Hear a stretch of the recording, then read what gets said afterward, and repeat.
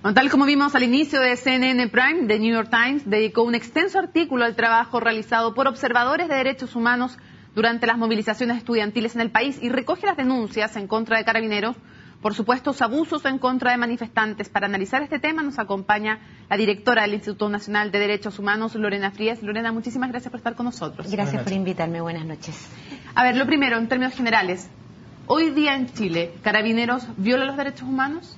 Sí, viola los derechos humanos en la medida que en el ejercicio de su mandato, que es custodiar y cautelar el orden público, se excede en la violencia, y eso lo hemos visto el año pasado y lo estamos viendo este año también. ¿Cómo califica la actuación de Carabineros específicamente respecto de los estudiantes?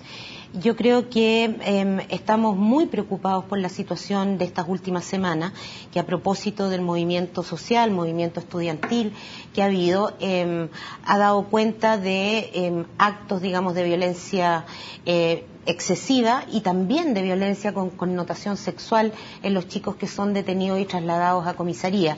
Por lo tanto, nos parece que eso, independientemente de la ponderación que uno haga respecto de las manifestaciones, es algo que no puede suceder, puesto que estamos ante agentes del Estado que tienen la obligación de respetar y garantizar los derechos humanos. El año pasado también hubo varias denuncias de supuestas uso excesivo de violencia por parte de Carabineros contra estudiantes, pero este año se han dado, específicamente en los últimos días, varias denuncias parecidas en casos en que se denuncian actos de connotación sexual. Sí. ¿Eso es algo nuevo, algo que los sorprende a ustedes?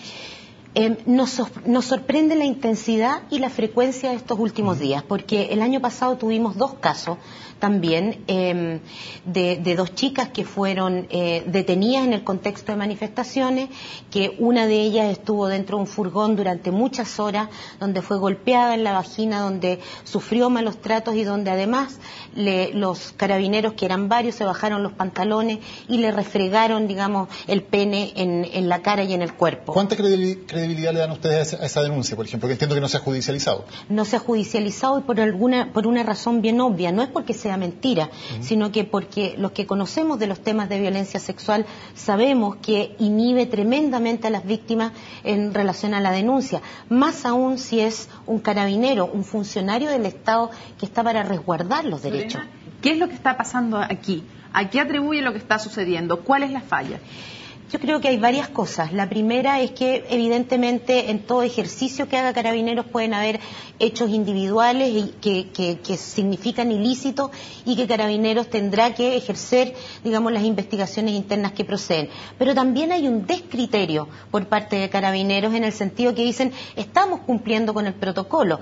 Ahora, la verdad es que el protocolo lo que señala es que frente a ciertas situaciones donde uno pueda presumir que hay una cierta peligrosidad o hay un delito flagrante, corresponde que se haga una revisión.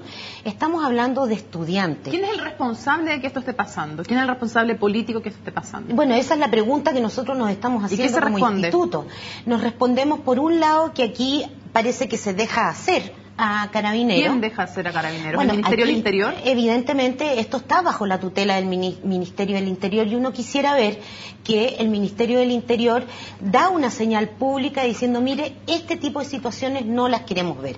Y por otro lado, yo creo que frente a la idea de que los operativos solamente los maneja Carabineros, uno también debiera llamar la atención del director general de Carabineros y decirle, mire, esto es francamente inaceptable. ¿Por qué todavía no hay casos en los cuales se haya llegado a alguna sanción, sea interna por parte de Carabineros o a una investigación judicial? Porque aquí estamos hablando de delitos. Es que aquí pero hay dos vías. Una de las vías es que hay una investigación interna. Hemos visto que Carabineros no responde fácilmente, digamos, a las investigaciones internas. Recordemos lo que pasó el año pasado, cuando murió un joven, digamos, y frente a la negativa, ¿no es cierto?, de el cuerpo de Carabineros, finalmente hubo un cambio en la dirección de Carabineros. Y lo otro es que no hay necesariamente investigación, porque todos estos casos van muchas veces a parar a la justicia militar, una justicia militar que ha sido reprochada por la comunidad internacional y que hay un compromiso de terminar de reformarla que todavía no se cumple. Ahora, hablábamos recién de lo que ocurría en muchos casos y usted hablaba también del tema del criterio. Por ejemplo, si un estudiante es detenido, ¿es legal que lo obliguen a desnudarse en la comisaría? No, no es legal que lo obliguen a desnudarse. ¿Hasta dónde se le puede revisar? ¿Cuáles son sus derechos? Se le puede revisar efectivamente. Generalmente generalmente estas revisiones ocurran cuando pasa el control de detención y por lo tanto puede que lo formalicen y en ese caso, digamos, sus pertenencias y él puede ser sujeto a chequeo. También pueden revisar a los estudiantes, pero eso en ningún caso significa desnudarlos, quitarle a la chica los sostenes y obligarlas a hacer sentadillas, flexiones, etcétera. Aquí, y eso es lo más grave, uno si se quiere explicar por qué sucede esto, la única forma de entenderlo es o el descriterio total o claramente una humillación a los jóvenes que pretende inhibirlos de un derecho legítimo que es el de manifestarse. ¿Y cuál es su explicación? ¿Cree que aquí hay algo jerárquico? ¿Hay alguna instrucción en cuanto al trato que se le da a los estudiantes? No creo que haya una instrucción respecto de que cometan tales actos. Lo que sí creo que hay un dejar hacer que Carabineros no está haciendo bien. ¿El gobierno en qué medida es responsable o no de lo que está sucediendo? Yo creo que generalmente, bueno, me parece obvio que la responsabilidad siempre en estos casos es del gobierno en la medida que hay un Ministerio del Interior bajo el cual están las fuerzas de Carabineros. ¿Qué le dice el gobierno cuando ustedes le plantean esto? ¿Con quién se han reunido ustedes en concreto? Yo no me he reunido hasta ahora con nadie porque estamos elaborando el informe que vamos a presentar tanto a Carabineros como al Ministerio del Interior. Entonces, lo pregunto de otra forma. Entre este gobierno y el gobierno anterior, ¿usted cree que ha habido algún cambio respecto al accionar de Carabineros? Yo creo que hay una práctica de Carabineros que viene desde hace mucho tiempo antes. Le pongo un ejemplo. ¿Incluido el gobierno anterior? Incluido el gobierno anterior. Le pongo un ejemplo, el tema de los buses.